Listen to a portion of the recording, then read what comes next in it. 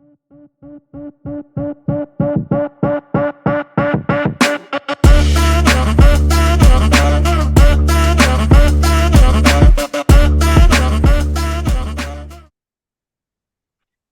Sanjay. Hi, Pete. Hey, Jacalyn. Hello. Hi, Hey, Jacqueline.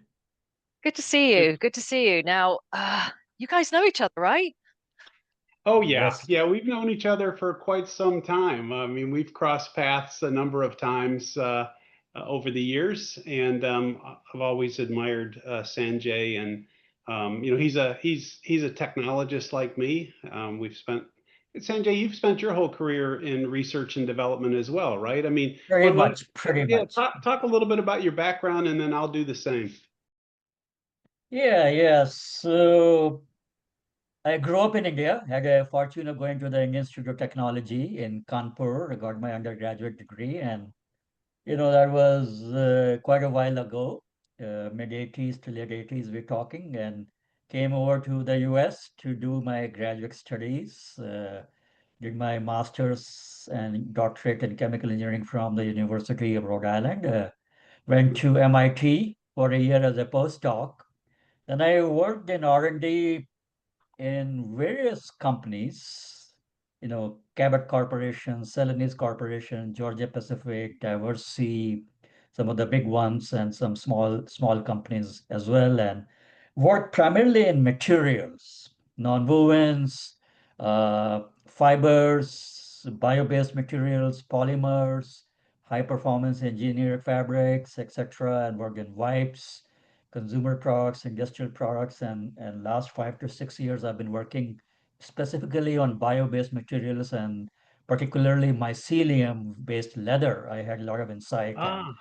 worked in a lot of those areas. Um, I was born an army brat. Wow. I was born in Maryland and lived in 10 different states and Germany twice and graduated high school in Germany, Stuttgart American High School, which is no longer there. But after high school, my dad retired in Oklahoma, so that's where I went to college and did my graduate work at Oklahoma State University in chemical engineering. Did tertiary recovery of oil using CO2 flood. That's come real Yes. handy in my career. I'm Yeah. joking, of course. And then Dow hired me out of college, and I moved to Freeport, Texas, where I met my wife Gina. And Gina, we've been married for 35 years now. And Dow moved us to Michigan, where we had our kids. And then I came to Kimberly-Clark in 2006, where I did the chief scientist role, primarily focused on this idea of how to make used products worth more than new products. This idea that if you could make a used product worth more than a new product, you could give the products away for free. Yeah. And then you would have great incentive to go pick those used products up and use the biomaterials and biodata from those products to not only generate value for the company, but to generate value for the consumer. I always thought it'd be cool if you could give a product away for free, the person could use it and generate income for themselves, and so anyway, that was the big thing I was working on at Casey. And then a couple of years ago, I decided to seek my renaissance, not my retirement, which led to the book, High Tech Heroes. And love to hear about more about your book on this podcast today, and then we could have a little bit of a discussion of where your book and my book intersect and are actually quite synergistic. Mm. Um, Hmm. so yeah, Sanjay, why don't you tell me a little bit about your journey to even write the book? How did you even get the kernel of the idea in the first place? And how did the book come to be? And what are the two or three real big talking points that you'd like anyone to take away if they read your book?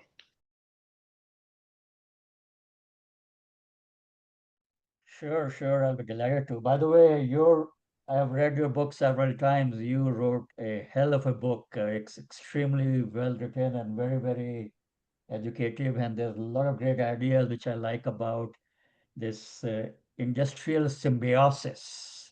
Yeah. Waste from one industry should become a feedstock for other. And there's a relevance to this when I was giving a presentation at the Frankfurt Book Fair. I told those folks, we can learn a lot from forest. Forest is the best recycler. Every waste there is a food for somebody else, including the animals. So it's a perfect recycler. And why can't we can have a circular economy and industry exactly like that? Then we don't have to actually produce the brand new raw materials or extract or mine anything. Correct? That's what you are watching in your books. So I admire that. That's a great idea and food for thoughts. So with Well, that, coming hey to Sanjay, just to interject real quick, that yeah, idea of the forest. I don't know if I ever told you the story. I think it's in the book about when I okay, first tell me. became a chemical engineer. You Uh, know, and if you've okay, ever been to Dow Chemical in Freeport, Texas, I mean, it is miles and miles and miles of pipes and distillation columns and heat exchangers. And I remember as a young chemical engineer literally thinking it was beautiful, looking out and saying, "Oh my God, look at the yeah, intricacies of that. I just can't wait to work here."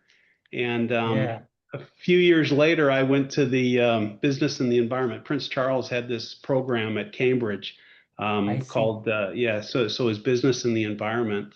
And I remember coming back from that and looking over that. I was on that same bridge looking over the Dow Chemical Company, and there was BASF there, and there was all kinds of other chemicals and petrochemical companies there in that region, and just thinking, oh my God, what a rape of the earth. Yes, And yeah, it's like there's got to be a better way. And I remember just what you just said, Sanjay, was remember sitting at that over that bridge, thinking to myself, what if this was like a forest or a jungle, and exactly. we were just taking CO2 and water out of the air with sunlight, making complex carbohydrates that could give us Yeah, food and feed and yeah, fuel and feedstocks. And if nature can do it, why can't we? That idea of the forest is just a beautiful idea, Sanjay. If yeah, I can, if I can jump in, sorry, I just want to make this comment because I don't have a science background, but listening, I come from a climate activist background, and I want to talk about systems thinking because I think that's what you guys are actually talking about now. You're talking about nature. Am I correct in saying that? Like it's nature systems thinking, right? Intelligence, and then Pete, am I right in thinking that what you're saying is we could have some biomimicry going on and we could learn to be smarter with the way that we ecosystem everything out? So there's like a circular, is that right? Yeah, I mean, so Janice Benyus wrote the book Biomimicry, and basically what her key theme was is that Mother Nature has been innovating for 3.8 billion years on planet Earth. Surely we have something to learn from her, right? It's like, and if you just look at Yeah. natural systems, and how do we mimic, so biomimicry, how do we mimic biology? And quite frankly, a lot of our innovations are from us looking at Mother Nature. One of the best examples, or most recent example I can think of is Velcro. It's the Swiss, yeah, scientist, going through, and he gets a burr on his sock and he comes back and he's like, what is going on with this burr in the sock? And he designs the hook and loop and creates a synthetic, burr and a, synthetic sock, if you will, and creates Velcro. But that was learned from Mother Nature. And to what Sanjay was saying earlier, that's in the book High Tech Heroes. There's a gentleman who wrote a book called Cradle to Cradle. Can't remember his hmm name now. Cradle to Cradle. But in there, one of the things that always struck me was this idea that in nature, one species waste is another species food. And exactly. and and it just hit me. It was like, just imagine if one industry's waste was another industry's feedstock, and we actually created a circular economy, just Hmm. like just like nature does. Um, and Exactly. that's really, I think, what Sanjay and I are talking about with the uh, the metaphor of the forest, or not even the metaphor, just the model of the forest It to be is, the it way is. that we create products. And in your book, you talked about carbohydrates. You have a very good sections on that, including fuel Mm. as a source of fuel, which is, I think, pretty innovative and novel. People have been thinking about hydrogen and all those, but you got carbohydrate, which could act as a fuel. And that's where mycelium is another great actor, which uses carbohydrates from organic matters to grow and make a biomass, which is used to make all kind of stuff, biomaterials, including leather. So is a perfect example of being done biofabrication like that. I love it. Hmm. Because, again, back to Jacalyn, what you were saying, and Sanjay, what you were saying earlier, Mother Nature spent the last 150 million years driving hydrocarbons deep down into our lithosphere. And then Yeah, we humans have spent the last 150 years pulling those hydrocarbons up into our biosphere and burning them.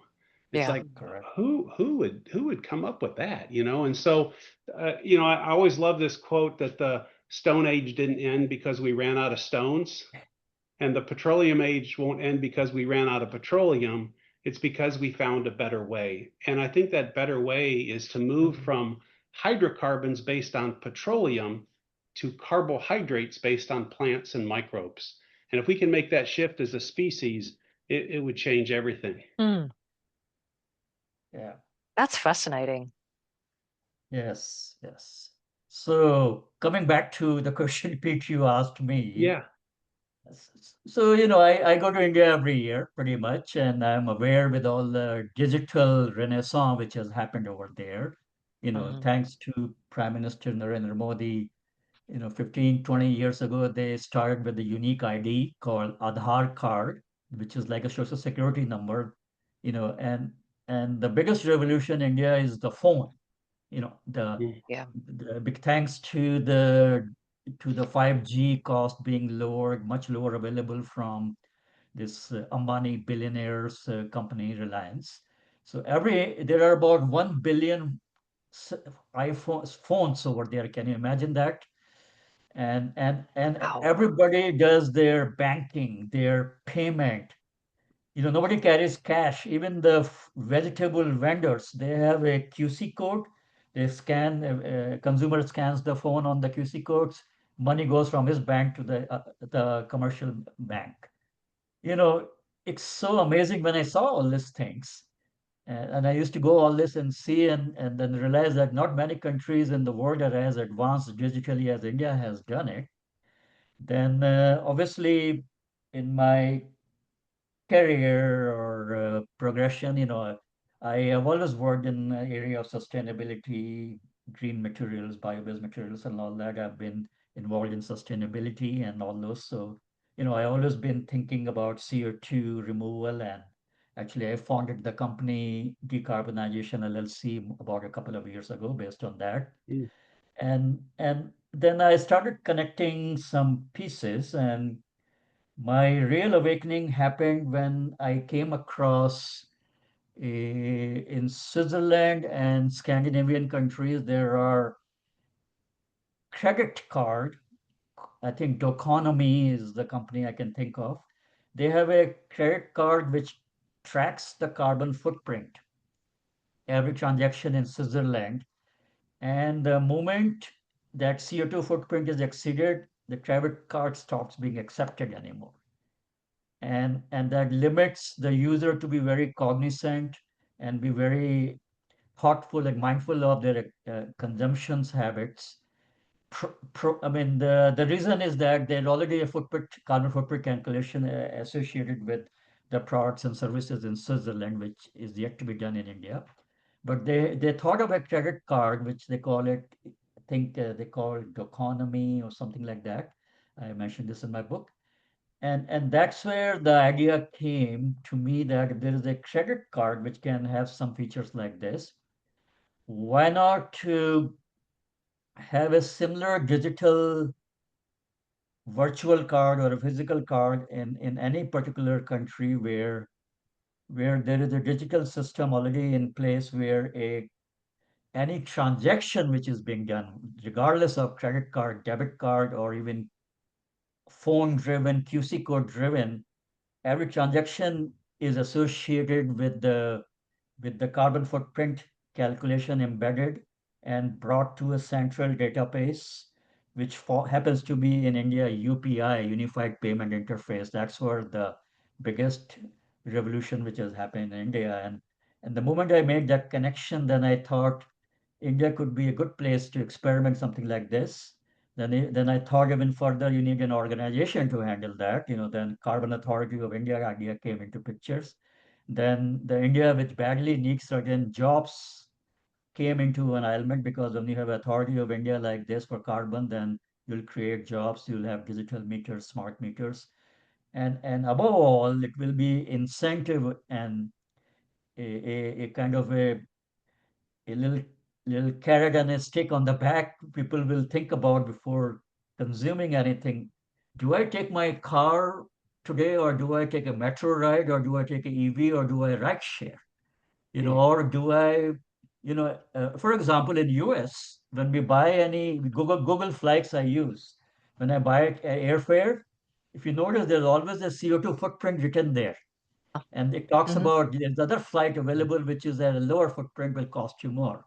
So some things like that, when I started coming into the pieces and all this, I said, that's how the idea for the eCarbon card came into picture. I said, there's already a system in India, digital system. It can be conceptually can be done, provided certain things happens. And over the 2 3 years, it became fine-tuned. I started talking to some folks. What am I missing here? Is this too good to be true, or what are the lacks? And I got solicited all those inputs, and finally came to this book. And I learned a lot in the process, and now we got to see the rewards for this. Well, That's I love this idea. We all count our steps, we all count our calories, we all count, exactly you know, whether we cycle or whatever, and you can put all of that, on your iPhone, and what's gets measured gets done. And I right. love this idea of having some way to track your CO2 footprint. You could I mean, start, yeah, if I yeah, show my phone, we have an app for health, right? yeah, Mm, And what it shows is the steps, right? yeah, Similarly, there should be an right. app for carbon footprint. It shows every day how much of CO2 did you consume, right? It's yeah, exactly yeah. like that. Well, Idea like that. It's an app, right? I Health love it. I love it. two, Well, CO2.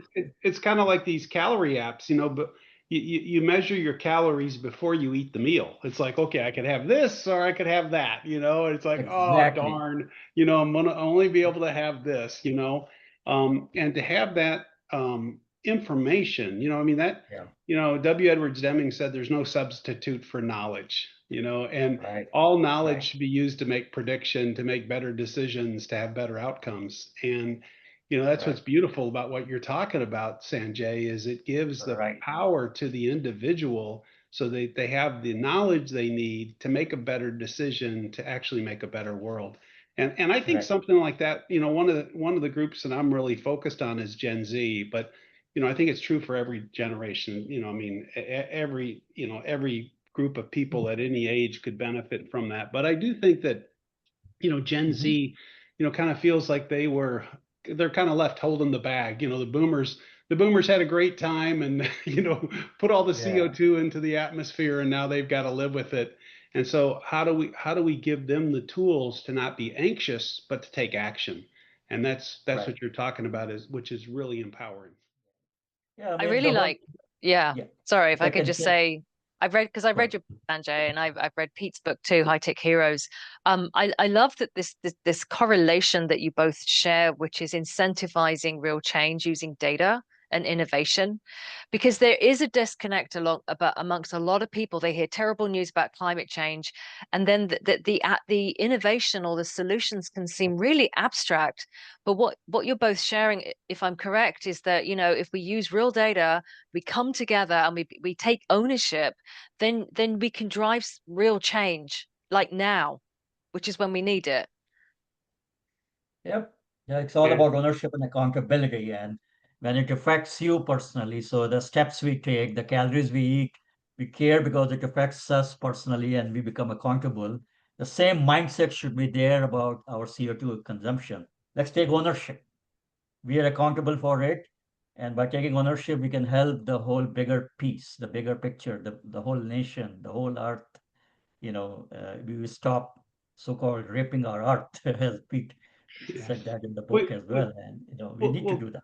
yeah. Well, keeping score changes the way people behave. And I'll give you an analogy that I always like, which is if you're standing maybe 2 blocks away from a group of people, maybe 3 blocks, even further than that, they're just in sight. You can see a group playing basketball on a court.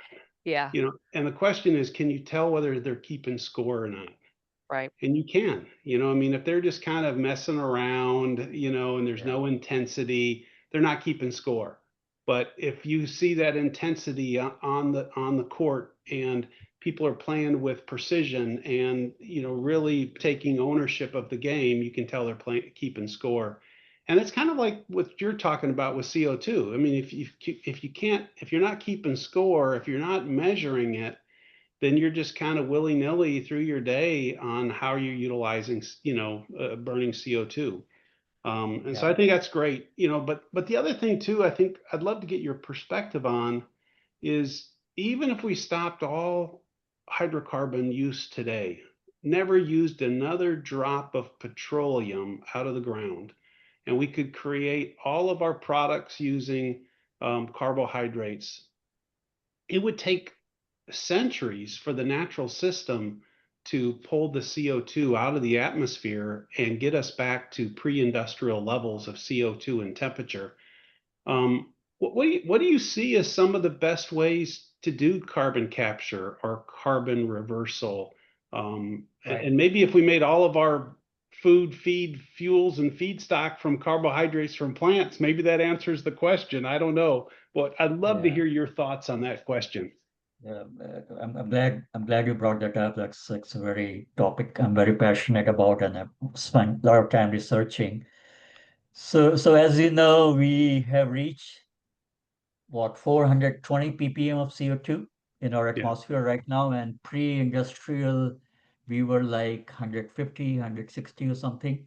yeah, And believe it or not, millions of years ago, this same phenomenon happened where, before the ice age came into picture, right? So we are seeing the same trend right now. And you are absolutely correct. If we even stop producing all the hydrocarbon, it will take a while for that 420 ppm to come down to 150, which we need to sustain the temperature rises, Hmm. etc.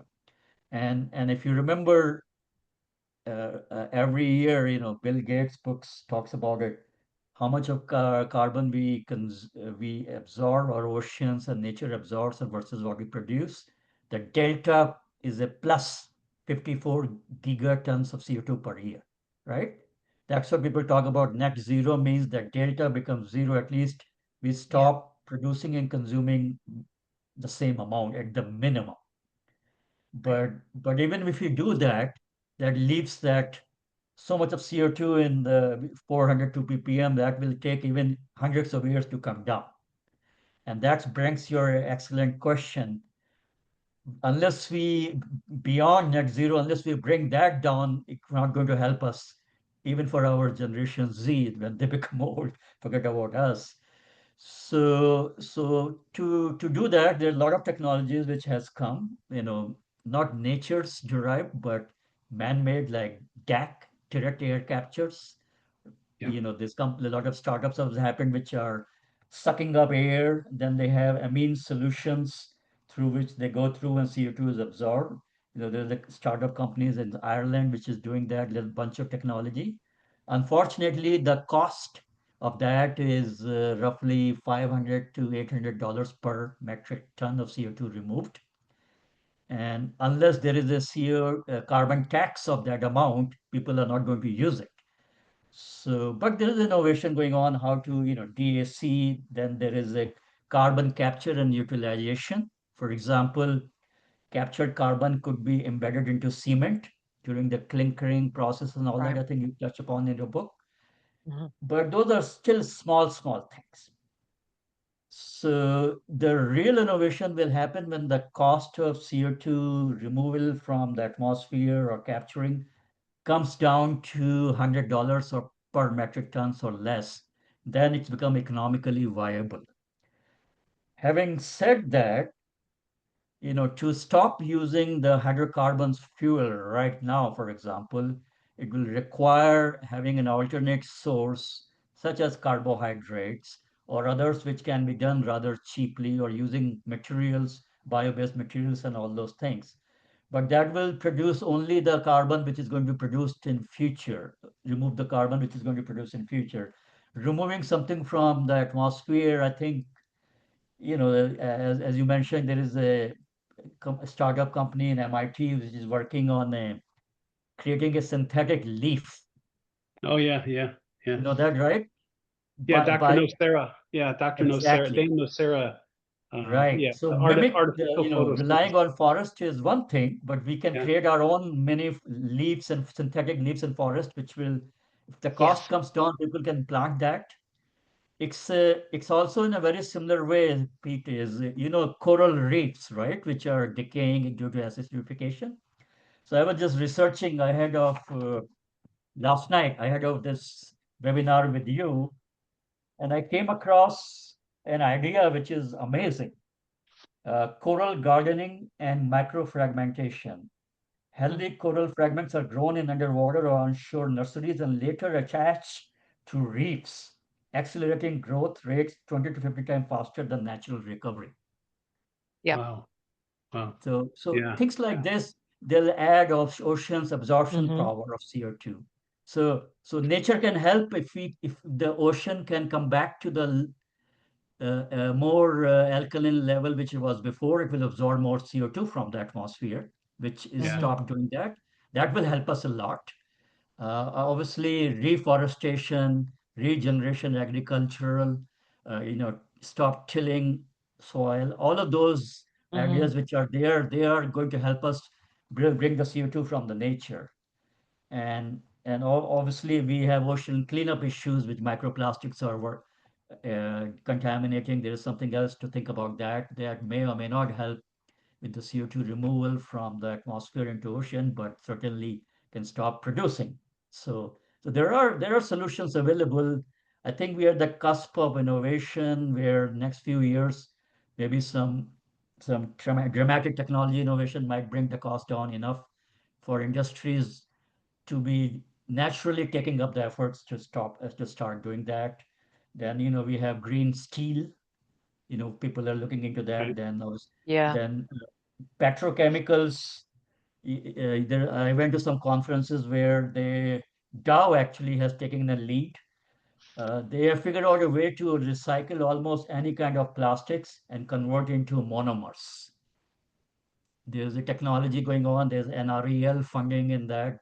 There's a lot of innovation is happening in that, which will all help us down the line, being lower Yeah. cost enough to do that.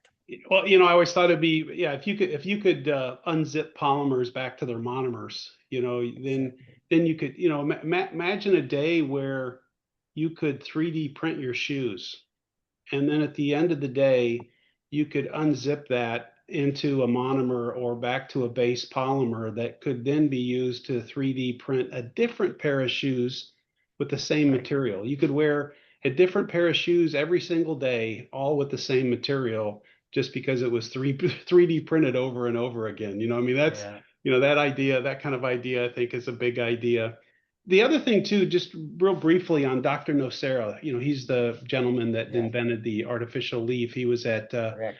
MIT at the time, and now he's at Harvard, or he was at Harvard. And I was very fortunate to have dinner with Dr. Nocera. I invited Is him to that right? Kimberly-Clark. Yeah, I invited him to KC to talk about artificial Yeah. photosynthesis. And he is Wow. such a humble, so much humility. And I asked him, I always like to ask the question, how did you get the idea, or where did the idea come from? Uh-huh. And what he told me was he wanted to create an energy source that was available to every human being. He said instead of moving, he said like today, you've got the massive grid, but he wanted to create like a laptop of energy, and that energy that every human being could have Mm. access to. And so he asked himself, what does every human being on Earth have access to, regardless of what their socioeconomic status is? And he Mhm. said every human being on earth has access to two things: sunlight and their own urine. And he said to himself, how does nature take water and split that into hydrogen and oxygen to facilitate photosynthesis. And so that's the very first step, is the separation of water into hydrogen and oxygen. And then the hydrogen is used with CO2 to make complex carbohydrates, and the oxygen is released back to the air. That's what we breathe.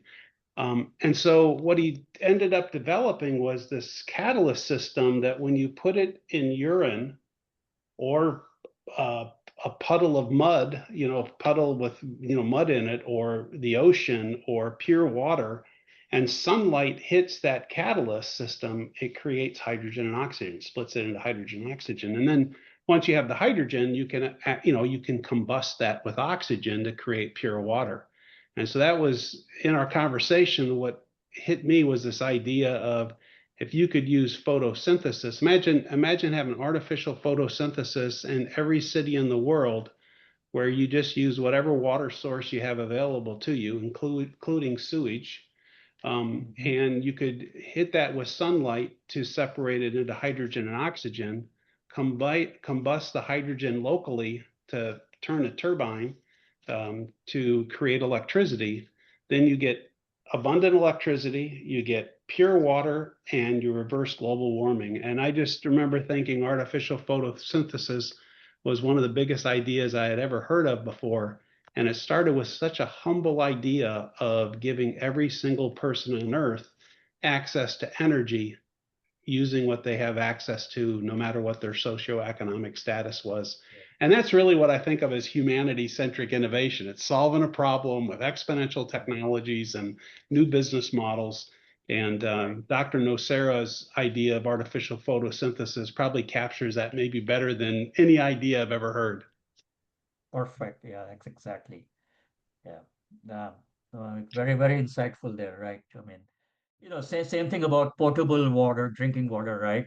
You know, anybody should have access to that instantaneously, using any kind of a bad water source and passing through some kind of a portable device, which I think Bill Gates is funding a lot of startups on that. And this thing artificial photosynthesis is a good attachment to both the ideas. Everybody needs energy and water, at least to survive. Yeah, and they're completely interdependent. Water creates energy, energy creates pure Yeah, water, and there's plenty of exactly. water on Earth. I mean, 72% Right. of our surface is, covered by water. The problem is it's not the right quality and it's not in the right location. And so you have to have energy to purify it and pump it. Yeah. When I was at Dow, I was asked to lead this thing called the Water Platform, which was to create a large water business for the Dow Chemical Company. And so the first thing I did was, one of the first things I did is I went to the city of Chicago, because they have one of the largest water purification plants, I think almost maybe anywhere in the world. And the number that always sticks in my head, and this was 1998, so maybe the number's different today, but it cost them 50 cents to purify and pump 1,000 gallons of water to the furthest suburb of Chicago. So they pull water out of Lake Michigan, which is pretty clean to begin with, and they purify it and they pump it to the city and the suburbs around Chicago.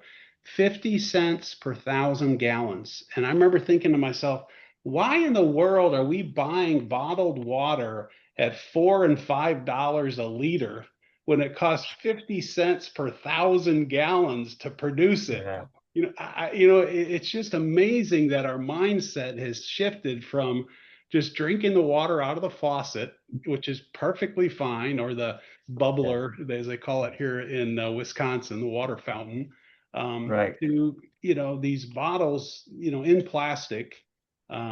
It's amazing that shift that has happened in my lifetime, from drinking out of the garden hose in the yard, Yeah. to requiring a bottle of water. It's Yeah. somehow we've got to shift that mindset back to something that's more sustainable.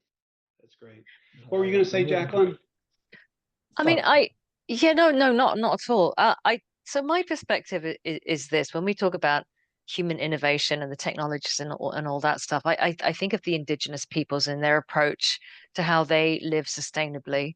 And I also think that for Gen Zers and young people, it's really important that we talk about other issues that are impacting, say, for example, the lack of funding for some of this innovation, which is our systems of production are still very much invested in fossil fuels and those industries, and we've got to kind of shift our minds as humans. And I think the kids are saying this to us, like, it's great, but what are we going to do? What are our generation going to do? What would you say to anyone who's under, say, I don't know, 18 watching this, to give them hope, to connect what you're saying with real world solutions?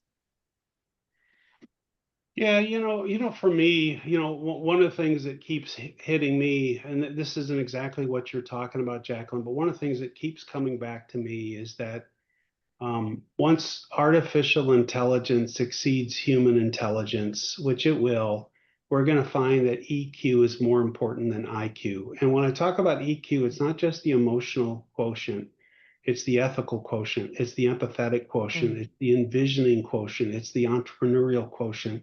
Quite frankly, it's everything that makes us human. And even more important than EQ, I would say, is AQ, which is your adaptive quotient, your ability to change, your ability to adapt, your ability to be resilient. And so, what I would say for anybody under 18, or no matter what age you are, is to really get comfortable in change and understanding change and becoming more resilient and grounding yourself in human values of empathy, love, understanding, dialogue and communication and connection and community. And one of my biggest fears is that we're losing the ability to even have a conversation or to have a civil debate and to have two different points of view and be able to talk about that and walk out with a third point of view that we both understand better. And so, well, I think technology is incredibly important, and the problems that we're talking about are incredibly important. I would encourage our youth to embrace connection, conversation, and community, and to start to coalesce around areas that they want to see changed.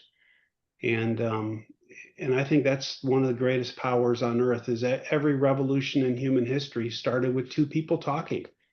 And I think it's important to have those conversations so that we can start to address gender equality, plastics pollution, climate change, poverty, every one of the issues that are really captured in the UN SDGs is going to have to start with Yeah. conversation and community and connection. And so while technology is important, human connectivity, I think, is even more important. Yeah, and So just to add to that, as you said in your book, is Gen Z is the most likely to work for themselves. They're not going yeah. to be employed, right? And that mindset will help with all the things which you have just said. They are the one will bring the change because of that. They have their own thought process. They have own thing they're passionate about, and they will change jobs in like that, and also be working on their own quite a bit. And they're not necessarily running after the money, or they're running after their passion, and money is going to follow that. That's the Mm. generation we have, and they will bring the change somehow. Yeah, and and I think one of the things I talk about in the book and I've talked about elsewhere is be your own boss. Even if you're getting paid by a company, really Yeah, think of yourself as the CEO of your career, the CEO of your life, and really understand your purpose and passion in life, and get the company to work for you.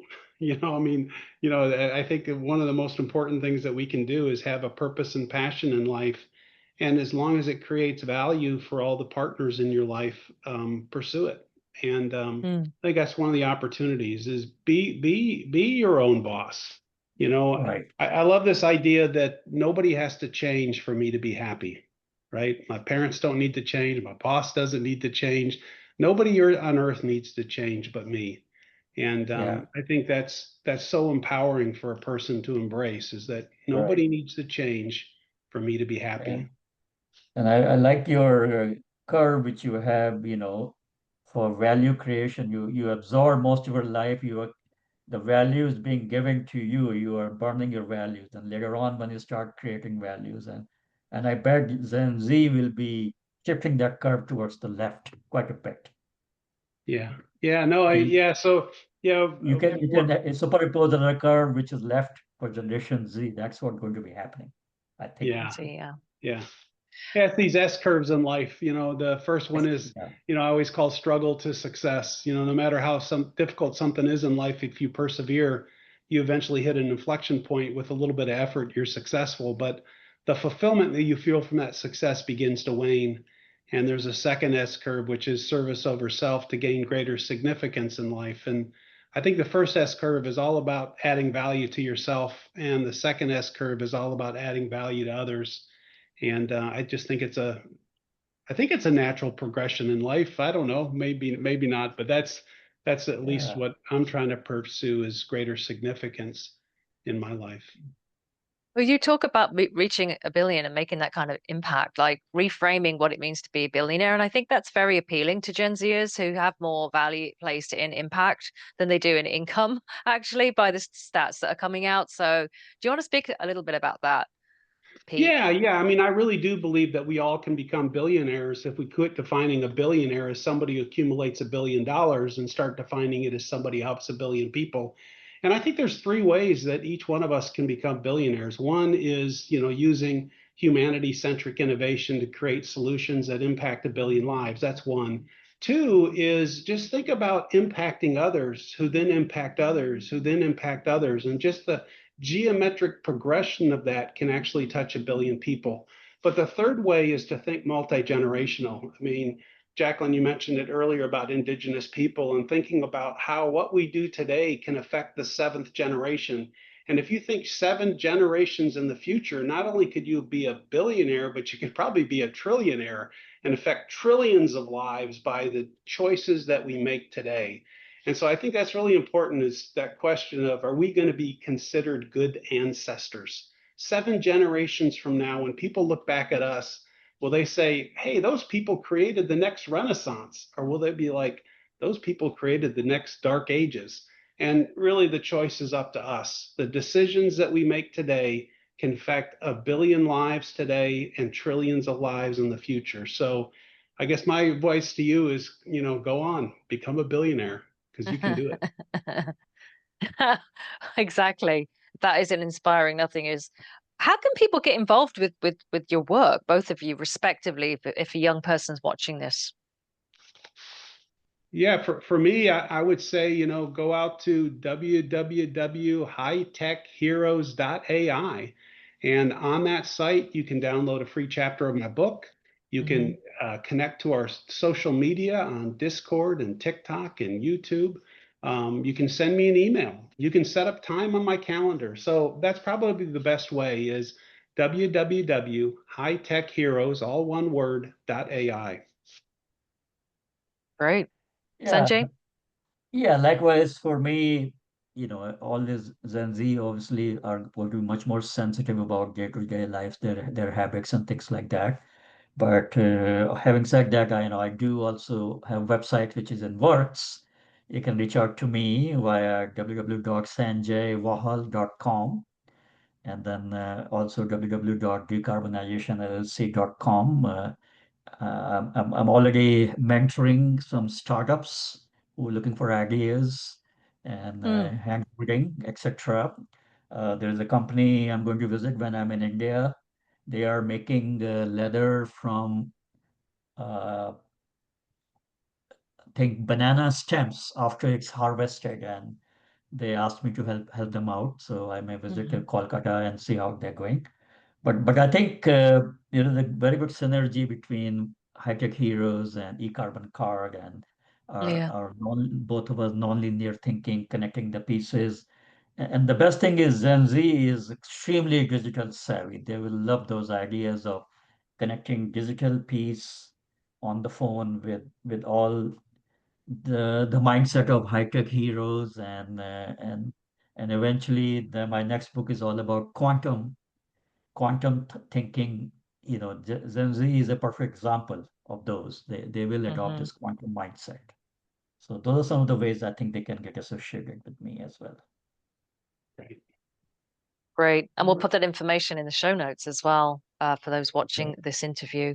So there's lots of entry points, lots of areas that you can join. And if you have a great idea, reach out to either one, both, with your ideas and see, because it takes a village, takes an entire planet.